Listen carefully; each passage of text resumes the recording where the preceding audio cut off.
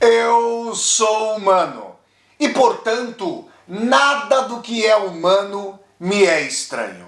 Assim falava o poeta e dramaturgo romano Terêncio, e assim falo eu, Flávio Ricardo Vassoler, escritor, professor, youtuber e nômade, fiel como os pássaros migratórios.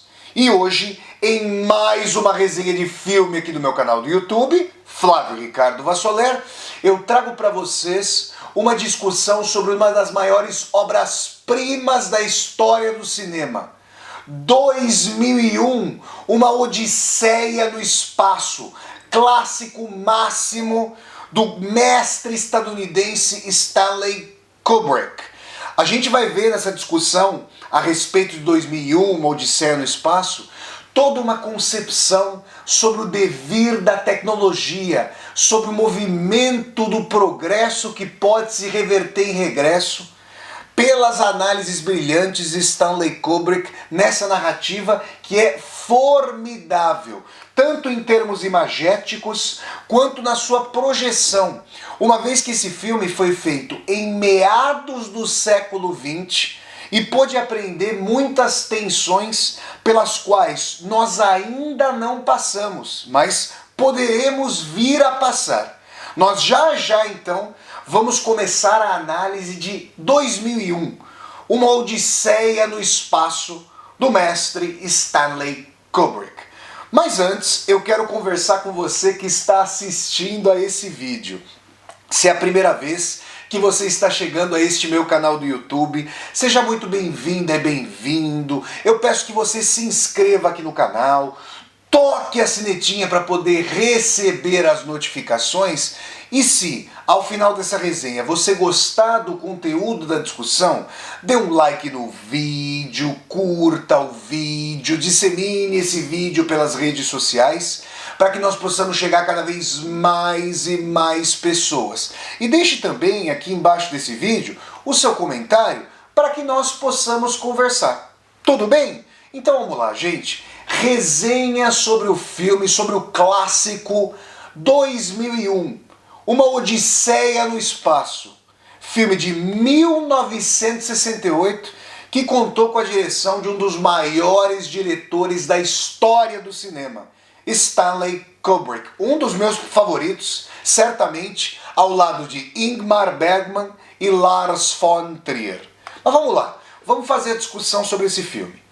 No começo de 2001, uma odisseia no espaço, ao invés de nós termos toda a ambientação futurística da ficção científica, de uma humanidade que já alcançou o cosmos, desses argonautas da civilização, dessa vanguarda mesma do desenvolvimento tecnológico, nós voltamos à pré-história do Homo sapiens. Por quê? Porque nós temos ali os nossos ancestrais primatas, né? Numa estepe de um local não nomeado. Aliás, a nomeação dos locais, né, é algo recentíssimo na história humana. Então os nossos ancestrais, segundo Charles Darwin, em seu livro A Origem das Espécies, os nossos ancestrais primatas, como vocês sabem, o Homo sapiens tem como ascendentes os primatas. Os primatas estão ali lutando por sobrevivência. O tigre, o chacal, luta para se alimentar, e aí nós temos as capivaras que se alimentam ali de plantas junto com alguns primatas e tudo mais, e nós temos aquela vida de simbiose entre nossos ancestrais primatas e a natureza. Uma natureza que lhes é completamente desconhecida, uma natureza que os transpassa, uma natureza que apresenta muitos desafios para os primatas. Os primatas vivem em bandos, né? E num determinado momento, a câmera kubrickiana, que já havia varrido a beleza de um nascer do sol, de um pôr do sol, dos olhos brilhantes de um tigre ao anoitecer. A minha irmã, por exemplo, já esteve no Pantanal e enquanto se engrava ali determinadas veredas com um jipe no passeio, podia ver ao longe alguns olhos brilhantes de jaguatirica ou de onça em meio ao Pantanal. Imaginem só, com o ronronar ali característico da onça, uma coisa amedrontadora se nós estamos ali caminhando em meio às steppes, em meio aos logradouros do Pantanal. Mas vejam, num determinado momento existe um pequeno açude e um grupo de primatas disputa esse açude com um outro grupo de primatas. A princípio, essa dimensão mais primitiva, mais propriamente animalesca vem à tona com os gritos de dominação do local. Então, imaginem, quando nós urramos, quando nós tentamos nos afirmar com a voz mais alta por sobre os demais, nessa lamentável relação de sufocamento do outro, que isso tem reverberação do mais primitivo, do mais ancestral, do mais animalesco em nós, Homo sapiens. Só que até então, as disputas são físicas. Acontece que Stanley Kubrick vai nomear essa primeira parte de 2001, Uma Odisseia no Espaço, de A Aurora do Homem. E aqui, os leitores e leitoras de Friedrich Nietzsche, de Assim Falou Zaratustra, se lembrarão do ante-super-homem, daquilo que antecedia o Übermensch nietzscheano, essa transfiguração, essa transvaloração do humano, né, do além-homem para o Nietzsche, e se lembrarão de quando Nietzsche, em Assim Falou Zaratustra, chegou a discorrer sobre a aurora, o nascimento mesmo do Homo sapiens. E nessa medida, a aurora do Homo sapiens vem quando, a esmo, por tentativa e erro, um determinado primata ali do filme pega na sua mão um fêmur de um bisão, por exemplo, de um animal abatido, ou seja, um esqueleto que estava ali sobre a padaria. Ele começa a batucar aleatoriamente com os ossos, com esse fêmur, e de repente ele descobre, por tentativa e erro, pá, pá, pá,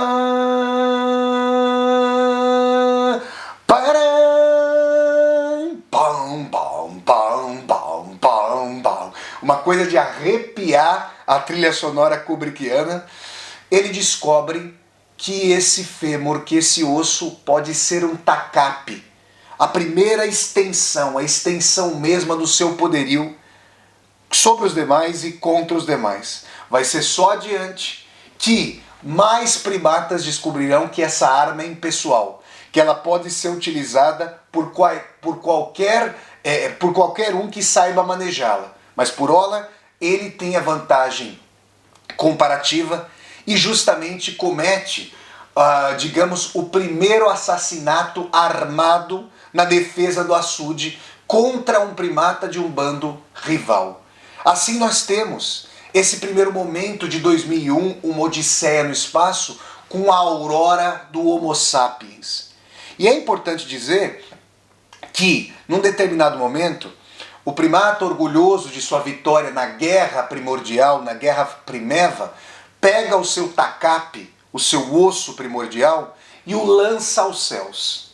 E nessa que é uma das cenas, uma das tomadas, uma das cenas mais famosas da história do cinema, esse tacape que vai girando pelos céus, num determinado momento ganha a forma não de um osso, mas de uma nave intergaláctica.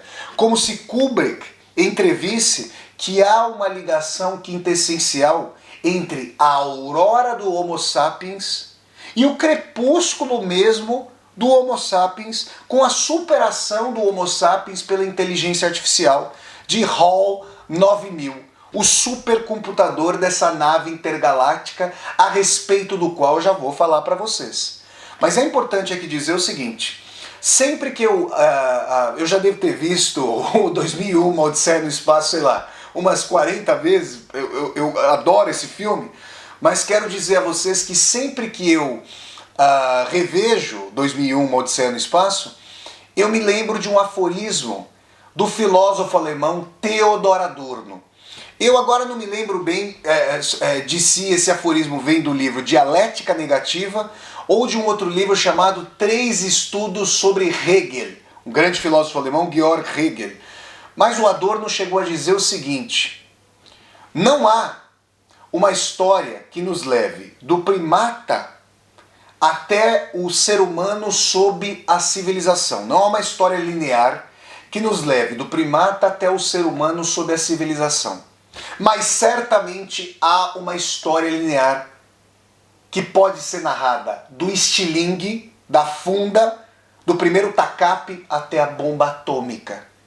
E sempre que eu me lembro aqui com meus reloginhos em mãos para acompanhar o tempo aqui da resenha, sempre que eu assisto a essa cena, eu me lembro justamente desse aforismo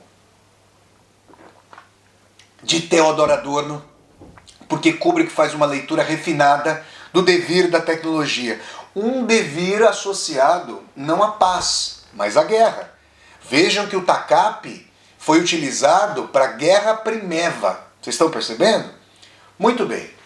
Uma vez o fêmur transfigurado em nave intergaláctica, aquilo a que nós chegamos, né? Nós chegamos ao interior dessa nave espacial, dessa espaçonave, e, num primeiro momento, astronautas soviéticos e estadunidenses conversam. Vocês vão se lembrar de que, como foi feito em 1968, o filme 2001, Uma Odisseia no Espaço, está encravado no coração da Guerra Fria. Então, ainda os soviéticos, né, os valores, a cultura russa, mais nomeadamente a cultura soviética, transpassa também ali o filme. Mas é importante dizer que vai haver um certo problema, um problema muito pitoresco na missão Júpiter. Ou seja, essa espaçonave está indo em direção ao planeta Júpiter, ainda, portanto, no espaço solar. Essa semana aqui, gente, eu tive contato com uma colocação interessante nas redes sociais, né? Faz muitos anos, desde o ensino médio, que eu não estudo física, né? Eu terminei o ensino médio em 99, um distante, longínquo ano de 99. Mas eu me lembro de o meu querido professor de física, o professor Francisco Bocafolio, a quem eu mando um grande abraço, ter falado para nós sobre as dúvidas dos cientistas, dos físicos, dos astrofísicos, sobre se o universo estaria em expansão ou em retração. Ainda assim, há cientistas que julgam que 20% do universo já teria sido mapeado. Aí eu fico perplexo. Mas se não se sabe se o universo está em expansão e retração, 20% em relação a qual todo, se não se trata de um todo fechado?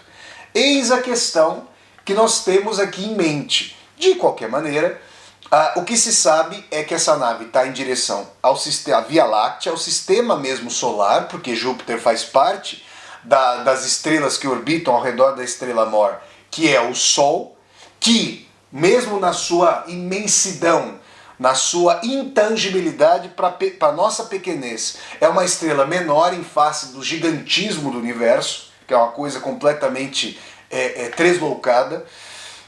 Acontece um problema em meio à espaçonave Júpiter, porque os computadores da série 9000, tidos como perfeitos, tidos como infalíveis, podem estar se rebelando contra a tripulação daquela espaçonave. Então nós saímos dos primatas, os nossos ancestrais gerais, os ancestrais de todas e todos os Homo sapiens, né? E caímos com a vanguarda do conhecimento, com os astronautas. Astronautas para os estadunidenses, cosmonautas para os antigos soviéticos. Então, é preciso lidar com essas questões da relação entre a inteligência artificial e os seres humanos. Vale frisar que o computador Hall 9000 mantém por hibernação alguns astronautas em um sono, controla seus ritmos vitais, seu batimento cardíaco, a taxa da sua respiração. E no começo os astronautas têm propriamente uma relação harmônica e simbiótica com a HAL.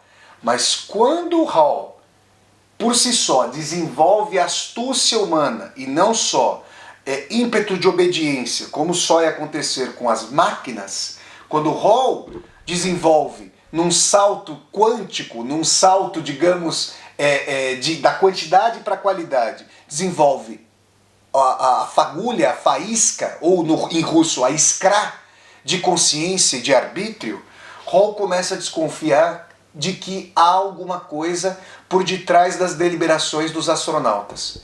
HAL está em todo lugar da espaçonave.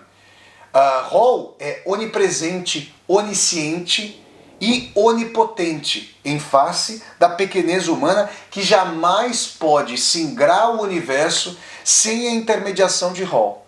E num determinado momento, HAL acusa que uma antena da nave espacial está com defeito.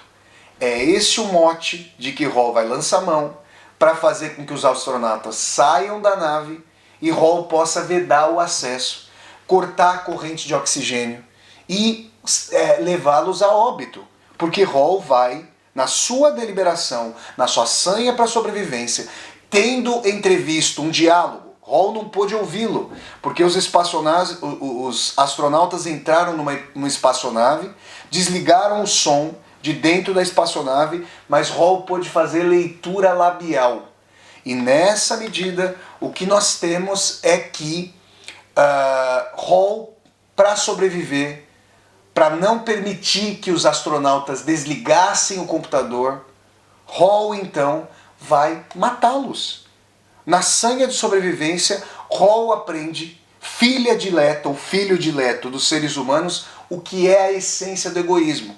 Então, nesse primeiro momento das captações de inteligência artificial com as quais Stanley Kubrick está dialogando, HAL está mais lutando para sobreviver e, se for preciso, passar por cima daqueles e daquelas que querem apagá-lo, que querem desligar o computador, HAL vai então desligar o aparelho que dá respiração e batimento cardíaco, mede os pulsos vitais dos astronautas hibernados e vai relegar à solidão silenciosa do espaço aqueles que estavam singrando para além da nave. Vocês estão percebendo? É uma coisa fantástica, porque se vocês pegarem outros filmes de ficção científica, de viagens intergalácticas, é importante dizer que o som se propaga no espaço, lutas intergalácticas. Em Kubrick há um respeito às leis físicas formidável. Por quê? Porque tudo o que acontece do silêncio em face do som que não se propaga no vácuo. Uma das leis da física das quais eu bem me lembro, eu que gostava muito de estudar física também. Então, a primeira parte de 2001, Uma Odisseia no Espaço, é essa aurora do Homo sapiens remontando a nossos ancestrais primatas.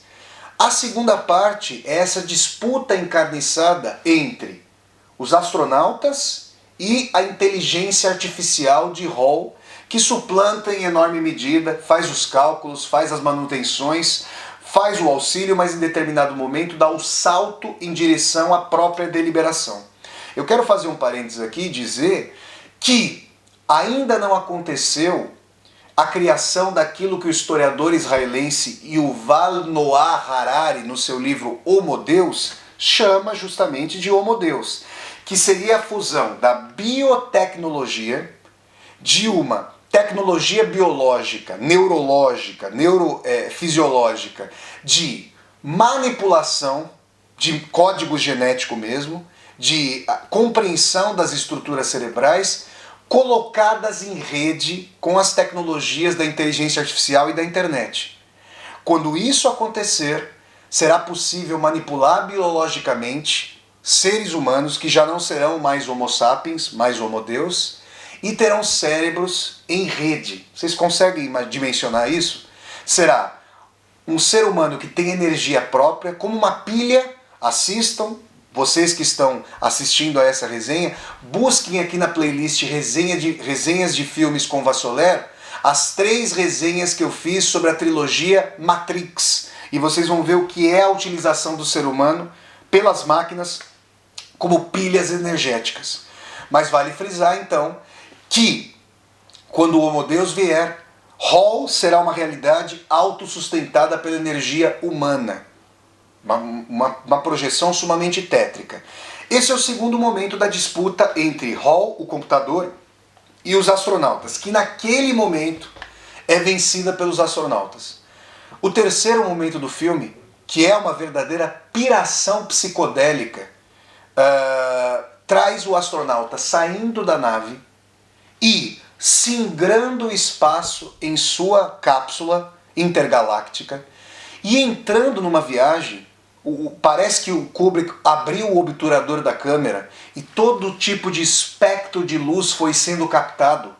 E ele como que singra o espaço, singra através do tempo, entra em outras dimensões, envelhece mesmo na jornada. Como se essa jornada acelerasse o tempo para além de si mesmo e ele percorresse o tempo como espaço, décadas com um passo. Aonde chega esse astronauta que conseguiu suplantar Hall ao fim e ao cabo? Ele chega a uma casa e vejam que curioso. O astronauta se vê de dentro de sua cápsula, olhando para o quarto de uma casa, primeiro para uma sala de jantar, depois para o quarto, ele vê a si mesmo ainda mais velho. Opa, Flávio, como é possível que eu me veja outro? Deixa eu fazer uma especulação aeroespacial com vocês. A lei das probabilidades, considerando-se que o universo é infinito, me autoriza a dizer que existe um Flávio Ricardo Vassoler em algum outro ponto do espaço ou em vários outros pontos do espaço, numa mesma cidade chamada Braga, nesse mesmo horário, usando aqui um blazer azul marinho, uma camisa rosa, com o cabelo dessa forma, falando essas mesmas palavras e transmitindo essa resenha para você que está assistindo. Vocês conseguem compreender isso? Se o universo é infinito, a possibilidade de recombinação da matéria também o é. E da matéria de uma mesma maneira, e não só de maneiras diversas. Eis uma essência do eterno retorno nietzscheano, de Friedrich Nietzsche, com o qual Stanley Kubrick me parece também dialogar. Porque é interessante que o astronauta tenha alcançado um outro de si, um duplo de si.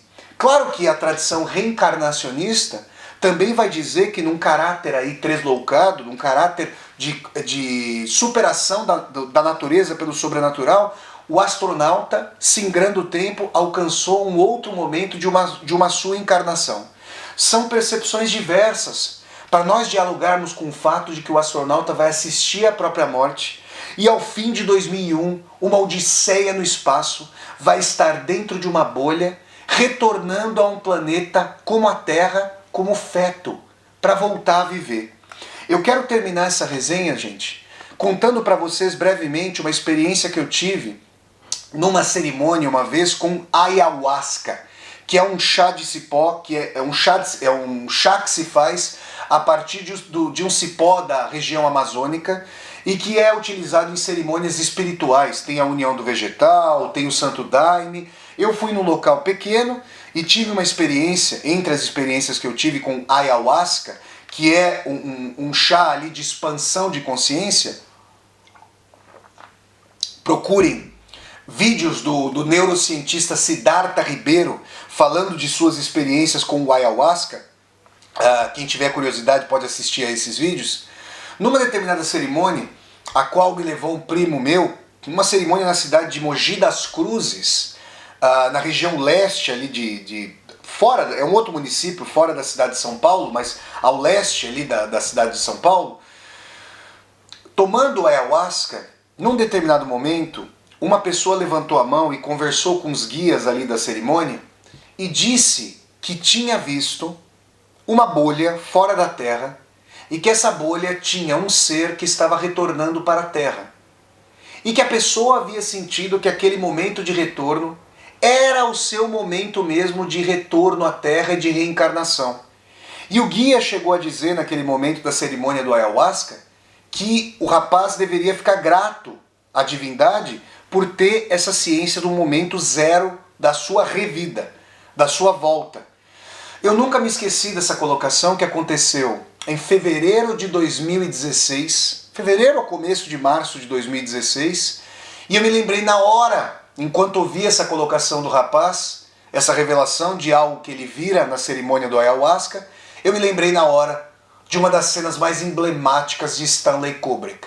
Será que esse feto vai voltar à condição primeva dos primatas? Ou será que ele vai retomar um ponto do desenvolvimento histórico humano em que já há naves intergalácticas? Falamos de um eterno retorno, ou falamos de um retorno circular, retorno para o mesmo ponto, ou falamos heraclitianamente, como aqueles e aquelas que não podem voltar ao ponto do rio, de um retorno em espiral. Há paralelismo, mas não se volta jamais ao mesmo ponto, não se entra no mesmo rio, não se é o mesmo e a mesma. É o que ficaremos pensando e especulando para sempre, em diálogo com essa que é uma das obras mais formidáveis da história do cinema. 2001, Uma Odisseia no Espaço, do mestre estadunidense Stanley Kubrick. Essa foi a resenha sobre esse clássico do cinema. Se vocês gostaram demais dessa resenha de filme aqui do meu canal do YouTube, eu peço que vocês deem um like no vídeo, curtam o vídeo, disseminem esse vídeo pelas redes sociais, para que nós possamos chegar a cada vez mais e mais pessoas. Se você está chegando pela primeira vez a este meu canal no YouTube, seja muito bem-vindo e bem-vindo. Eu peço que você se inscreva no canal, toque a sinetinha para poder receber as notificações e deixe o seu comentário aqui embaixo desse vídeo para que nós possamos conversar. E mais, aqui embaixo desse vídeo você vai encontrar uma tecla chamada Seja Membro. Se você gosta das minhas resenhas de filmes, das resenhas de livros, das viagens de Vassoler, essa volta ao mundo em 80 ou 800 vídeos, das leituras de Vassoler, e das aulas ao vivo com Vassoler, considere a possibilidade de, ao clicar na tecla Seja Membro, que está aqui embaixo desse vídeo, se tornar um membro ou uma membro humanista aqui do meu canal e apoiar, segundo sua possibilidade, este meu projeto de universidade aberta do YouTube. Então é isso, gente. Eu sempre deixo o convite para vocês assistirem às resenhas de filmes aqui do meu canal do YouTube, que acontecem todos os sábados, às 10 horas da manhã, horário de Brasília. Então até a próxima resenha de filme, gente! Tchau, tchau!